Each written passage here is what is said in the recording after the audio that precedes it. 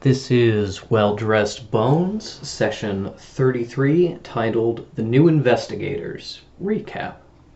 Unfortunately, the audio recording for this session has been lost, so instead I will be doing a more detailed recap of the episode as it stands. To begin with, we find our new investigation team, newly empowered and given a budget of money in order to equip themselves before heading out on their first mission, a dig site up north with a archaeologist named May Gladly. We start the morning after pasta night as the crew prepares and buys new supplies, takes care of any last remaining business before heading out. First, we start with Isle.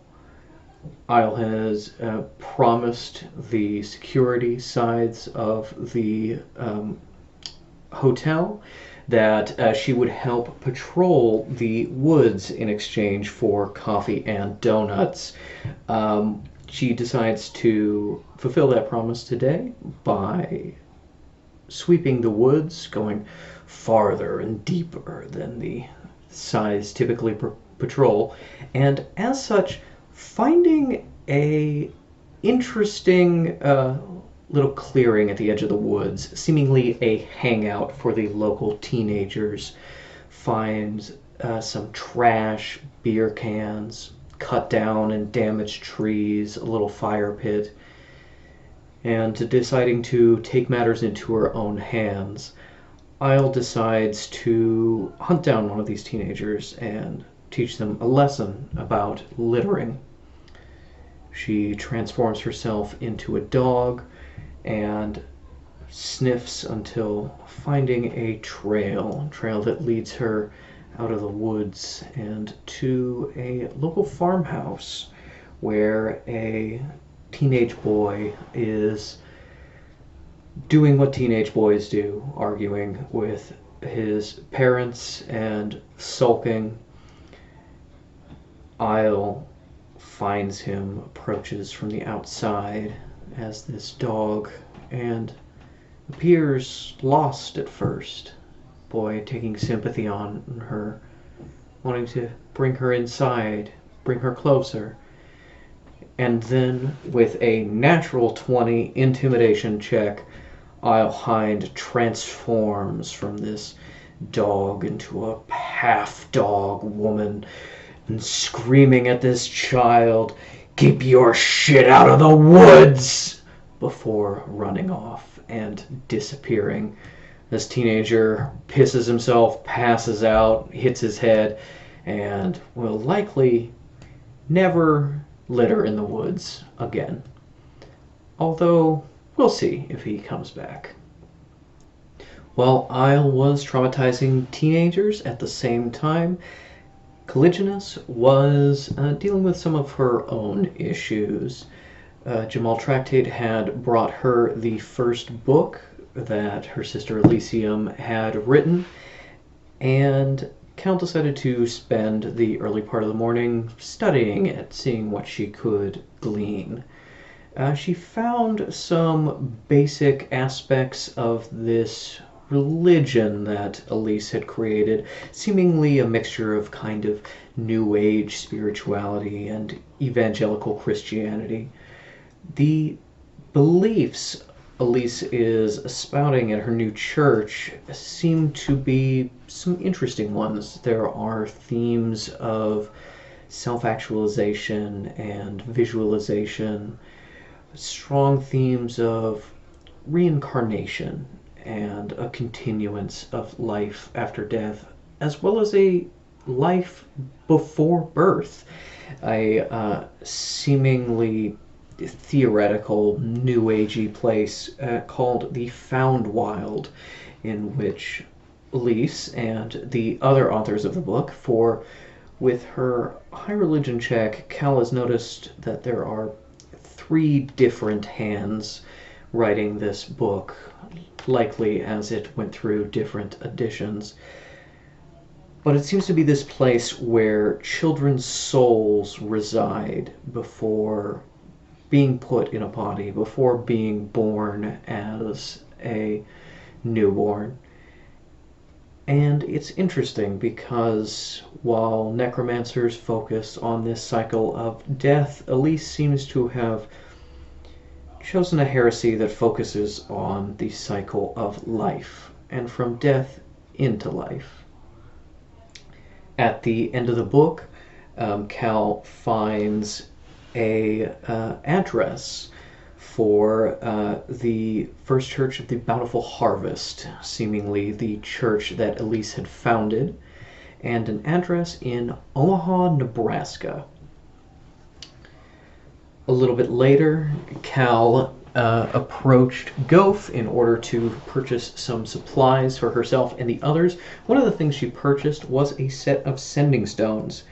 One of these sending stones went in a box along with a coded message telling Elise that she had been promoted and that Elise should cancel her talk to the society, as well as potentially use this sending stone to reach out. And Cal then wrapped this up in a box and sent it out to this address of Elise's church. At the same time, she spent a little time with Goph, speaking to him about the items she was purchasing and the services she wanted done, including using sigils to lighten the weight of the large trunk she would drag behind her while traveling. She also got a little bit into Goph's past. Goph had a hair clip seemingly made from a seal's jawbone, and Caligulus asked about Goph's people and hunting seals, a topic that very much distressed Kekino, who was also there, and also distressed Goph, as it seems he had no notion of hunting seals for pleasure or for sport, coming from a people that hunted them for food and clothing and materials.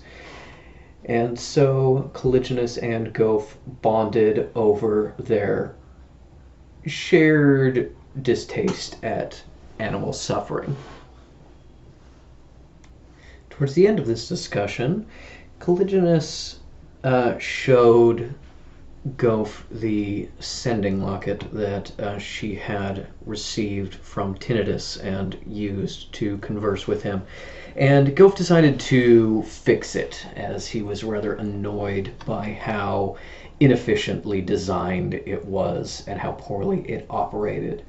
In fixing it, Cal also requested that he change its aesthetics somewhat, making it look a little less ugly, clash a little bit less with Caligulus' preferred jewelry style.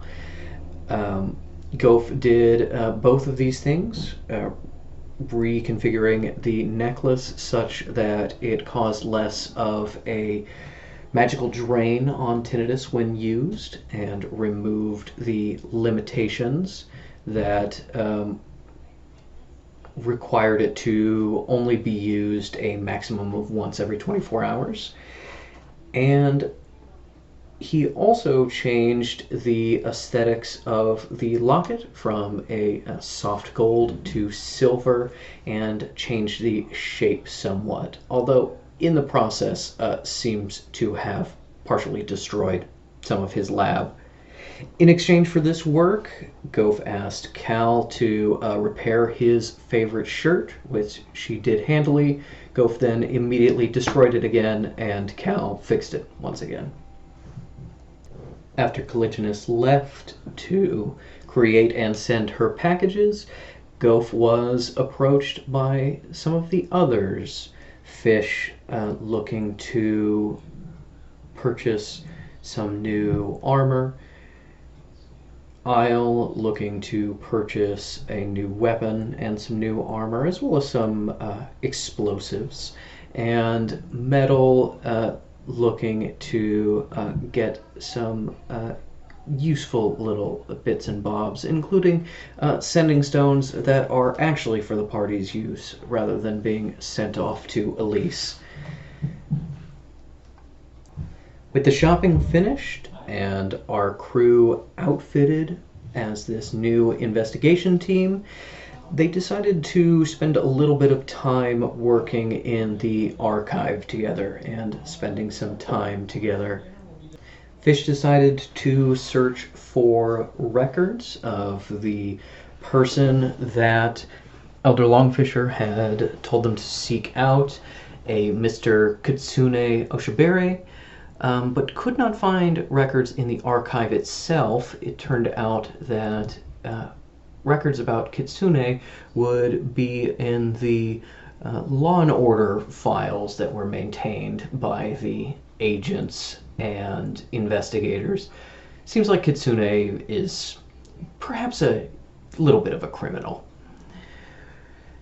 Meanwhile, Caligulus, with the help of Fish, sought to develop new symbols that could help them resist the effects of Detective Grumble's truth magic. They were somewhat successful, especially after roping in Jamal, who asked for an explanation but was ultimately convinced that this was a project for the investigation. And Cal and Fish made a little bit of progress on this anti-truth spell research that they have done. As part of this as well, Fish tinkered with some symbols in their notebook, one of which went wrong and caused a minor explosion, and the effect of Fish only being able to speak at a yell for a period of time. Meanwhile, Caligulus had a nice talk with Jamal about research, and after some heated back and forth discussions written on paper, Fish and Cal got the impression that Jamal had romantic feelings for Cal, found her pleasant to spend time with. At the same time, Fish also noticed that Jamal had sexual feelings for Fish, finding them attractive, but sort of disliking them as a person a little bit. Cal then gave Jamal a new task, asking him to research the church that it seems like Elise had founded, hoping to call around and find perhaps a phone number for the church in Omaha. She also asked Jamal to share a little bit of the records he had assembled for Caligulus, but to keep back other things.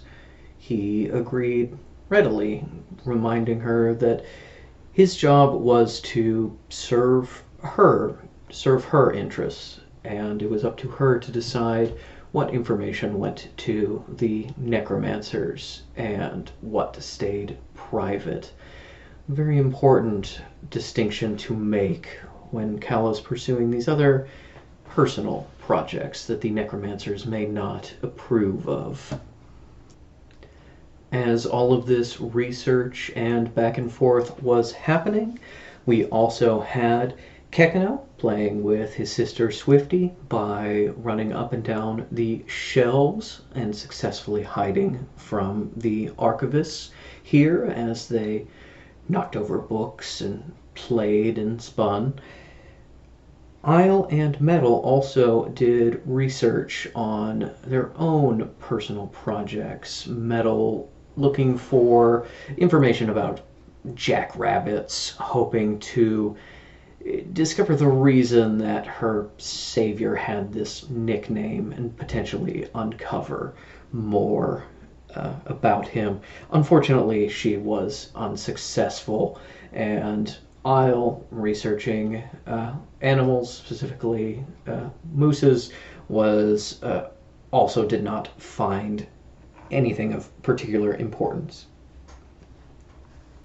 Finally, the party was as ready as they ever could be, or so they thought, to head out to their first mission, the dig site of Miss Gladly.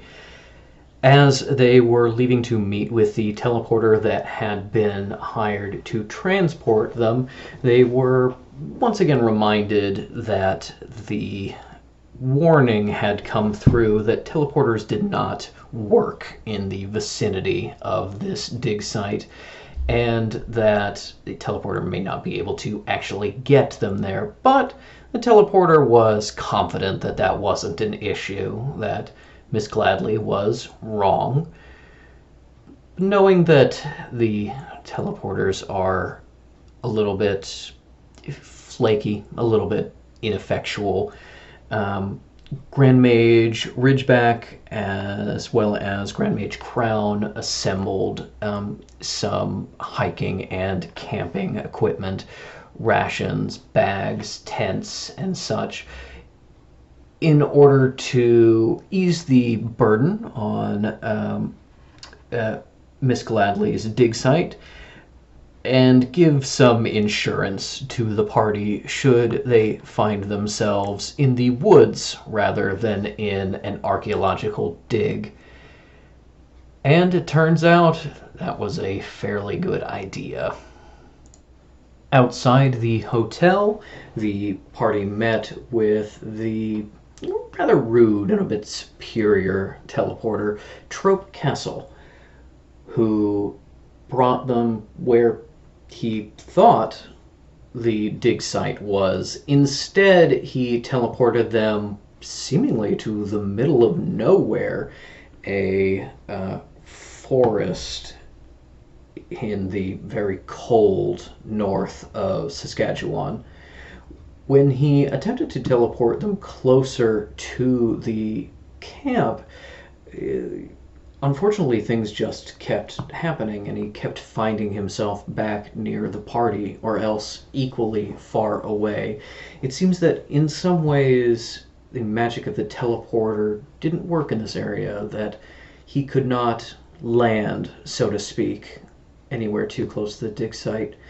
As he was warned, and as he ignored, he received a little bit of assistance from Caligulist, who shadow walked him deeper in, which he attempted to use to slingshot his own power deeper into the forest, and was immediately unsuccessful.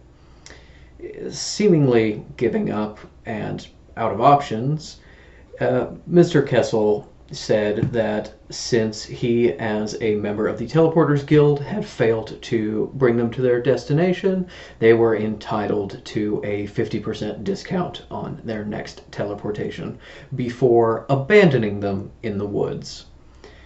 So, with only a vague sense of the distance and direction to May Gladly's camp, the party set out. Somewhere in this deep and cold forest was a ruin of the ancients.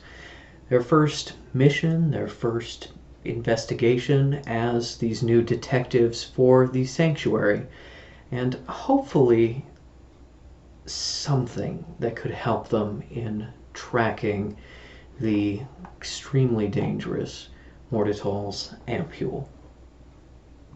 But that was for next session.